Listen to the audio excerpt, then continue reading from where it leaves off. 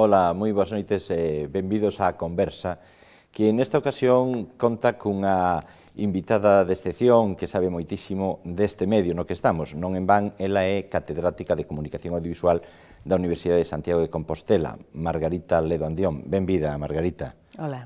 Moi boas noites. Boas noites. Gracias por haber aceptado a invitación, como digo. Pero Margarita, aparte de saber moito de comunicación audiovisual, como eu dicía, tamén foi a presidenta do comité organizador do 10º Congreso Internacional Ibercon, que é un congreso de comunicación no que participan numerosos profesionais vencellados a este ámbito, tanto de Iberoamérica como do noso país. Por eso, Margarita, sobre todo, queremos falar do que foi o congreso. Contalles aos nosos telespectadores en que consiste Ibercon. Bueno, Ibercon é unha asociación de investigadores e de profesionais, como ben dixeche, e de docentes ou persoas que se dedican á docencia no ámbito da información e da comunicación. E ten esa vontade de área, o que chamamos xa actualmente áreas xeolingüísticas, quer dizer, que son áreas e contextos de comunicación marcados por a interculturalidade, por unha banda, e tamén por un selo identitario, de algún xeito. Quer dizer, é intercultural, porque son múltiplas culturas, hai un signo da diversidade e da identidade desa área como área xeopolítica. Neste caso, é a área que, para entendermos a nivel lingüístico, é a hispanófona, a lusófona, e, polo tanto, nós participamos, de alguna maneira, de ambas as áreas tamén. É a primeira vez que Ibercon se celebraba na Galiza, e neste caso a USC convocou as outras dúas universidades do sistema público galego que imparten os estudos de comunicación, a Universidade da Coruña e a Universidade de Vigo. Teño que dicer, porque dicen eles mesmos, que foi neste momento, até día de hoxe, o máis concurrido, o de contidos máis dilemáticos, no sentido de que estamos nun entrecruzamento que compre definir moitas cousas no ámbito da comunicación, e que marcará un despois o que se faga dentro de 2 anos en Sao Paulo. Celébrase, como ti acabas de apuntar agora, con carácter bienal, cada 2 anos. Pero aparte de todo o que falache desde o punto de vista académico, afontaches un pouco na problemática que ten hoxe en día a profesión, o ámbito da comunicación? Bueno, o título xenérico do Congreso, que era Comunicación, Cultura e Esferas de Poder, ten que ver con iso. Por unha banda, comunicación, cultura, porque xa non podemos segregar un aspecto do outro, e as áreas xeolingüísticas son non só un síntoma, sino unha mostra de que van non só en paralelo, sino imbricadas os dous termos. E o de esferas de poder é que xa a comunicación non se pode entender no sentido convencional como vencellada a mecanismos convencionais de poder. A grupos de poder. Grupos, institucións, e o que se entendía, pois, eso, a comunicación institucional, comunicación de grandes grupos, ou mesmo comunicacións empresariais máis reducidas, pero que respostan a ese mesmo modelo. Neste momento estamos asistindo a modos de produción e, sobre todo, de acceso e de reapropiación da comunicación, que, obviamente, teñen que ver co recambio de tecnoloxías, no modo non só de producir, sino sobre todo de diseminar a información, e no papel que asume o que antes era só consumidor de información, que asume un papel activo e un papel que xenera información e comunicación. Por tanto, no que chamamos, e no máis coñecido, redes sociais, vese eso. Pero é que hai outros ámbitos da comunicación que se constituyen xa como esferas de poder, que se trataba moito neste congreso pola forte presencia e pola xa experiencia acumulada, moi diversa, na área latinoamericana, que é a información comunitaria, por exemplo.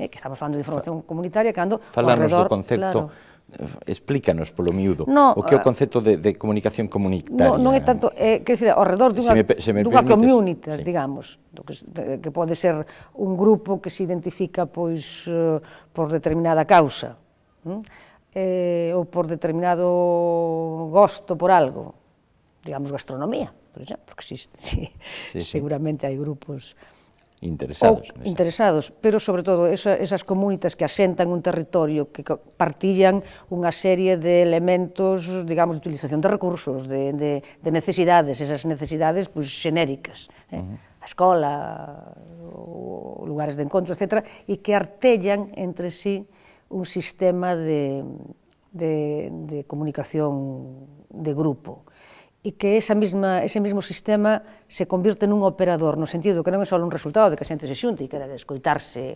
e ver o que pensan e trasladarse mensaxes, sino que funciona como un elemento de cohesión e como un elemento de transformación, a veces das mentalidades e das posicións en presente desas mesmas comunidades. En América Latina se teñen feito experiencias, moitas veces ligadas a programas UNESCO, outras veces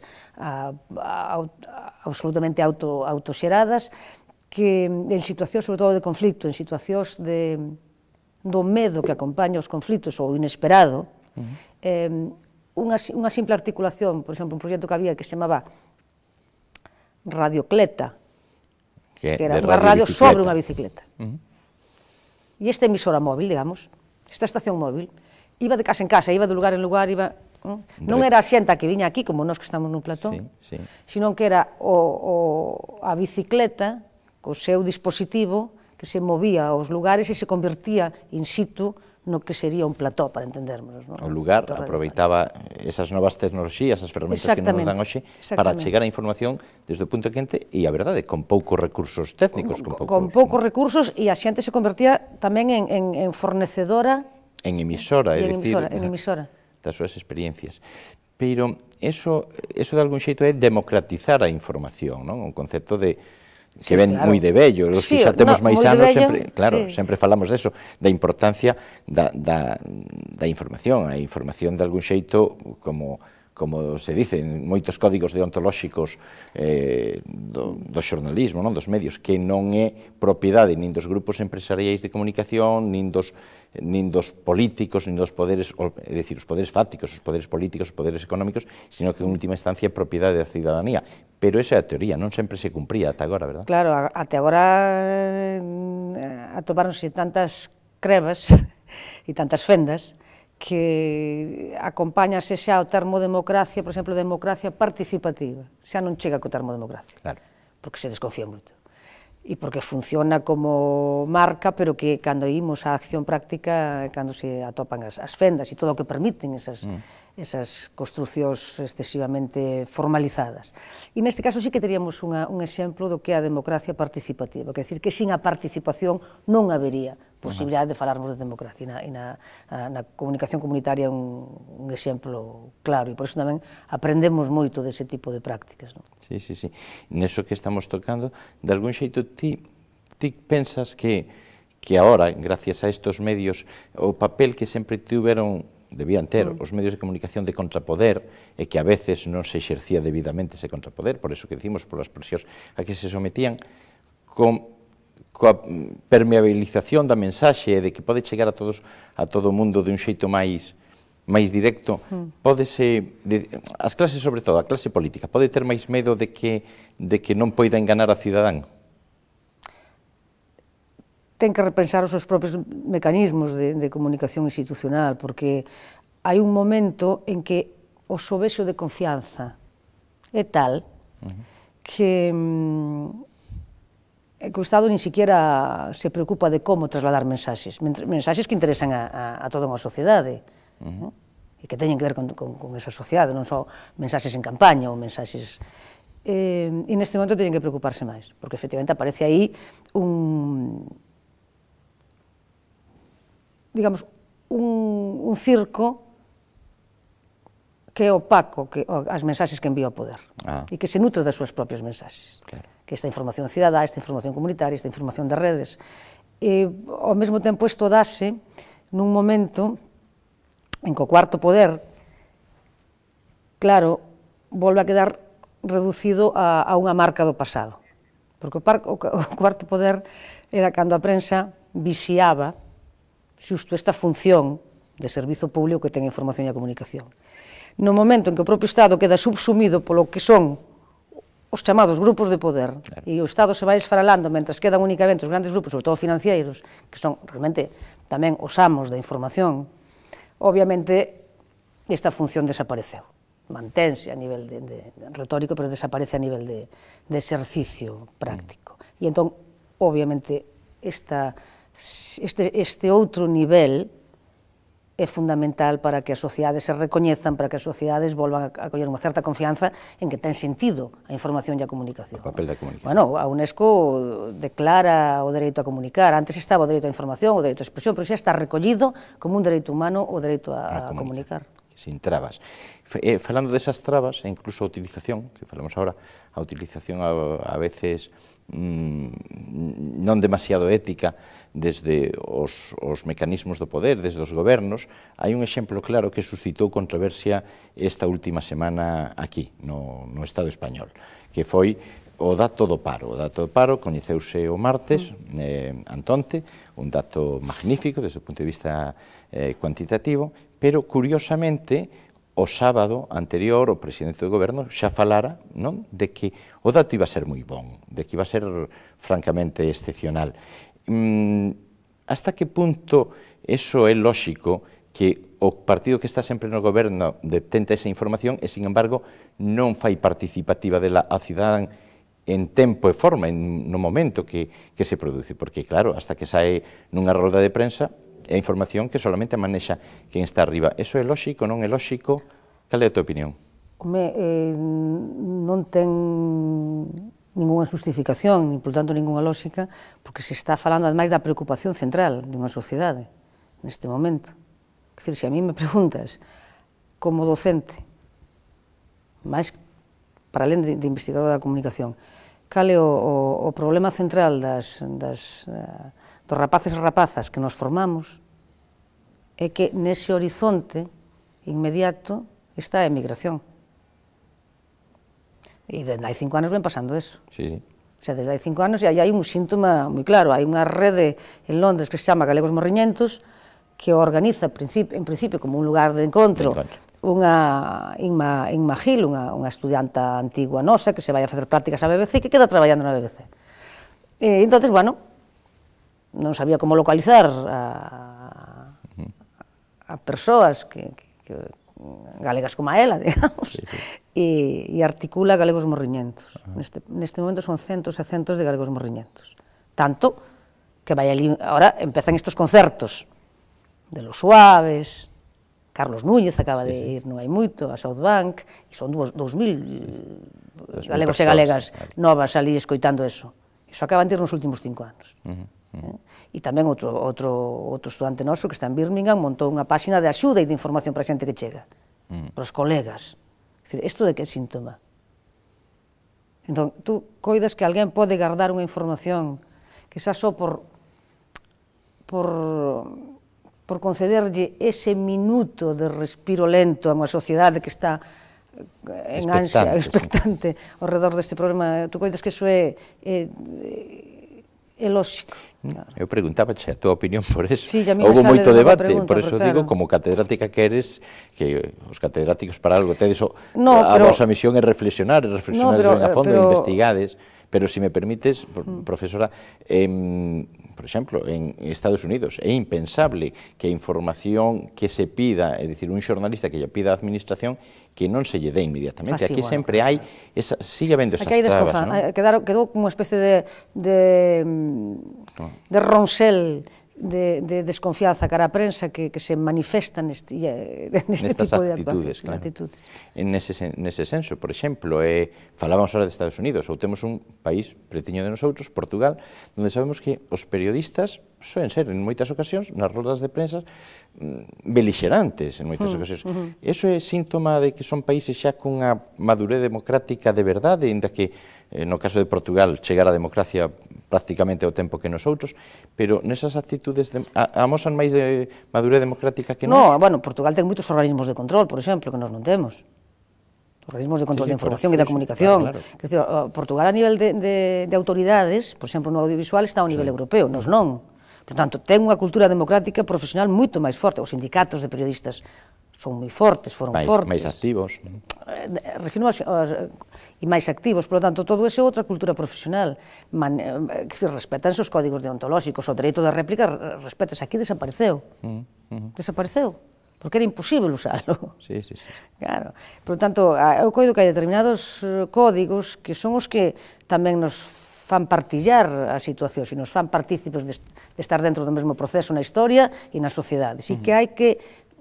Eu estou moi a favor do código, moi a favor da regra, moi a favor da lei, para entendermonos, porque é a que nos permite, digamos, en conxunto, sermos de algún lugar, non? Porque xa sabemos os exemplos, non? O rico pode dormir en baixo da ponte se quere, pero hai outras persoas que só poden dormir en baixo da ponte. Co cal hai que democratizar. Hai que dar casa a todo o mundo. E xa que estamos tocando este tema, cal é a opinión que che merece as roldas de prensa que, como se fan en España, que últimamente non son roldas de prensa, que non son roldas de prensa, que no momento en que non hai interacción, no momento en que non hai preguntas, no momento en que non hai esa pregunta inesperada e non pactada, non é rolda de prensa. Como este caso. Tú non pides cuestionario, bueno, a verdad, ningún dos invitados que pasan por aquí pide cuestionario. No, claro, bueno, que claro, máis nunha conversa, pois non... Non tería sentido, pero bueno, sabes que a veces hai alguén que o intentaría. Que curiosamente, eu entendo que para determinados produtos moi encapsulados, o mellor sí que hai que negociar todo eso, non sei que, pero que senón a entrevista como tal leva a que do que eu estou dicindo ou do que tú estás a dicer se me ocorra algo, e se o teño xa tan precociñado vou quedar como eso de você diga o que queira que eu xa direi tamén o que me dé a gana, non? Que eran aquelas cousas que non podían despois corcoserse preguntas e respostas. Na prensa escrita podes facelo, pero aquí non, claro, aquí non podes. Isto é un medio quente. Claro, entón aí realmente eu coido que o sentido da rolda de prensa é que alguén asuma as súas responsabilidades do que fai, do que propón, do proxecto que ten, e que a outra persoa, neste caso os xornalistas, podan plantexarlle as cuestións tamén desde determinada visión diferente. Pero ademais, e desde determinada línea editorial diferente, porque senón, claro, todo o mundo dice o mesmo, que foi outra pobreza, outro empobrecemento dos medios. Pero se me permites, ademais, abundar neso, é dicir, porque o xornalista non é máis que un intermediario entre o cidadán, que non pode plantexarlle preguntas a un dirixente político, eso é o político, non? Sí, ten esa mediación, por unha banda, de recoller, o término report, recoller aquilo que preocupa e plantexalo. Pero tamén ten o dereito de manifestación de punto de vista, pero ten que verse como tal. E onde mellor se ve? E aquelas entrevistas maravillosas, bueno, eu digo porque traballei con elas para o Santa Liberdade, para a película, que daba Kennedy. Sí, a vimos. Aquelas rodas, claro, aquelas rodas de prensa, e que se notaba como a veces non tiña resposta. As risas dos xornalistas frente a non ter resposta, ou cando collían nun renuncio. Bueno, eso é realmente o... E vese logo, inmediatamente, polo tipo de preguntas, que posición mesmo hai detrás de cada xornalista, non? E que, claro, é diferente o que lle pode preocupar ao New York Times, o que lle podía preocupar a día de hoxe a un diario como USA Today, para manternos nese ámbito. Por tanto, eu coido que fundamental para que sigamos a existir ti, eu e todas as persoas que necesitan e toda esta partilla de mensaxes que a información e a comunicación. Acabas de mencionar un dos teus documentais, Santa Liberdade, que produciches xunto con productores de Brasil e Venezuela, non? Sí. Despois tamén fixeches outro que era sobre Lister, non? Sí. Lister pronunciado Lister, penso que lembro. Sí, ese personaxe duplo. E tamén fixeches unha película de ficción inspirada nunha novela túa, non? A Cicatriz Blanca é a película. Botas de menos non dedicarlle máis tempo ao teu traballo como cineasta, porque claro, é unha muller polifacética. Margarita, aparte de ser todo isto que lles dixen, tamén é membro numeraria da Real Academia Galega, e neste momento estás na súa xunta directiva. Entonces, botas de menos dedicarte máis ao mundo do cine? Non o boto de menos porque, vamos a ver, gustaríame ter moito tempo para cada actividade como calquera persoa. das que lle gusta facer ou das que ten que facer por determinados condicionantes. Pero no meu caso, todo o que fago está relativamente relacionado, quer dizer, que uns materiais van vencellados, exactamente. Eu tiven que preparar nos anos 90, cando aparecen os primeiros programas de documentario, de cinema documental, porque non estaba considerado cinema, estaba subsumido na reportaxe, que é outra cousa, inda que participan de aspectos comuns, e a medida que iba estudando e publicando, un dos primeiros libros que hai, que é de Cine Ojo a Dogma 95, pensando no mundo académico, dou o paso, digo, teño que dar o paso cara ao outro lado, eso pásame moito. Quer dizer, eu estou facendo algo e pensando nalgo e digo, teño que ver como isto se traduce nun obxecto, e que é mellor obxecto neste caso que facer un documental, e que é mellor que facer un documental que é verdade, porque agora estou racionalizando moito, pero se agora o penso, eu mandara un proxecto, cando ainda estaba en Barcelona, nos anos 80, na Autónoma, mandara un proxecto a unha convocatoria do Ministerio de Cultura en que xa implicaba, había unha escena ligada á Santa Liberdade. Ao que foi a ocupación do Santa María durante 13 días e pasa a chamarse Santa Liberdade, para chamar a atención contra as dictaduras que había en Europa, que era de Franco e de Salazar, no ano 61. E entón, dou ese paso, pero claro, levo conmigo, pois, por exemplo, buscar documentación, traballar con arquivos. Eu decía, non pecho a película hasta que me concedan a Biblioteca Kennedy o dereito a utilizar esas imaxes, porque me parecía importante a actuación que tuvo e a súa propia presencia neste conflicto. No caso de Lister, pois ben vencellado tamén a eso que nos configurou, que foi a Guerra Civil, obviamente. Manifestémolo ou non, é unha situación que de creba, e que, por lo tanto, está marcando moitas xeracións. Entón, penso unha persoaxe que poda representar ese século tan violento que foi o século XX, no sentido de un século de confrontación. Penso en unha persoaxe a través da que se pode explicar a guerra civil nun lugar que non houve guerra civil, que houve só represión, que é o caso de Galicia, que non houve frente de guerra.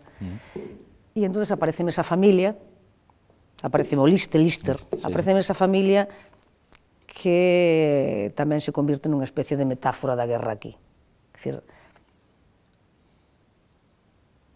un dos irmãos fusilado en Boisaca, o outro que aínda non apareceu hoxe o corpo, outro máis na defensa de Madrid, organizando a defensa de Madrid, que é Enrique Lister, dúas irmás que van a quedar marcadas e outros dous que naquele momento no monte, no momento da guerra, e entón, a través da figura de Lister, analizo este século de confronto. E o analizo, e despois, cando fago a montaxe, que é unha montaxe moi circular, con unhas pezas que teñen que ver coas outras, utilizo todo tipo de imaxes. Iso tamén sí que me ven do mundo da falta de respeto que lle teño a imaxen, con perdón. Que utilizo imaxen de cómico, utilizo imaxes familiares que me cede o fillo de Lister. O sea, estes cando iban de vacacións, pero en vez de ir a onde imos nós, que é a Costa Luguesa, por exemplo, pois eles iban a Rumanía, e por aí aparecen aquelas excursións de terceira internacional a diversos países, ou a Mar Negro, ou por aí. E entón, entre todas esas imaxes circulares, é curioso porque Lister, que a película vai máis aló, pero realmente o fin da peli é tamén no ano 61. Quer dizer, que eu fago Lister de alguma maneira e empeza Santa Liberdade aí, que é ese mesmo ano. Ainda que a faga despois, e remata con unha homenaxe no Centro Galego de La Habana, e coa intervención de Ernesto Che Guevara sobre Lister. E que é un arquivo tamén que é o último que consigo. E que o consigo indo a Cuba, e falando directamente coa viúda do Che. Interesante, moito traballo. Sempre hai moito traballo detrás das túas obras. Por tanto, necesitaríase máis tempo, pero non podes deixala. E cando falas do da academia, por exemplo, bueno, obviamente, eu a produción que fago en versión original, para entendermos, tanto literaria como científica, como neste caso en imaxen, a primeira versión é sempre en lingua galega. Por tanto, Iso é o que me leva a hai un academia. compromiso. É iso que me leva a academia, non é outra cousa. Pois, Margarita, falas eso, prestaslle moito tempo sempre a todas as cousas que faz, adicaslle moita atención, o lamentable é que nosotros non teñamos máis tempo hoxe para seguir a conversar contigo, pero agardo que haberá novos proxectos que nos falarás deles e nos virás a contar aquí. Así que moitísimas gracias por compartir este tempo con nosotros, con todos os telespectadores. Non, gracias a ti, gracias a toda a xente, e pasou moi axiña o tempo. Pois tanto que sí, sempre é fácil que pase contigo. A todos vostedes, señoras, señores, moitísimas gracias, de verdad, como sempre, de corazón. E xa o saben, cando se vayan a cama, a mensaxe de sempre, que teñan felices e dulces sonos, porque xa o saben, sempre debemos soñar.